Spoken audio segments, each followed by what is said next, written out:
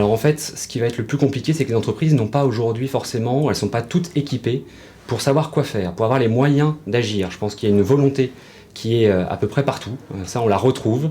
Il y a une envie vraiment d'améliorer les choses et de réduire les impacts environnementaux de leurs emballages. En revanche, très souvent, elles ne savent pas comment faire. Donc c'est pour ça qu'elles se retournent vers Citeo. Mais il faut, je pense, également aller beaucoup plus loin dans le passage à l'action, et ça passe notamment par en fait de l'éducation. C'est-à-dire qu'aujourd'hui, quand on parle de production, de consommation responsable, on pense tout de suite à l'économie circulaire.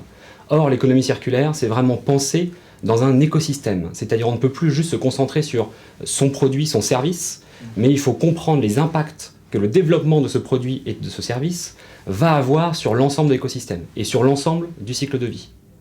Et donc il est extrêmement important de pouvoir sensibiliser les citoyens, les gens qui vont travailler dans les entreprises qui vont développer ces produits et ces services, et donc au final tous les étudiants à la thématique de l'économie circulaire, pour qu'il y ait un changement général vraiment d'état d'esprit et que de manière systématique, on pense à se dire, tiens, quel va être l'impact de ce que je suis en train de faire sur l'ensemble de mon écosystème.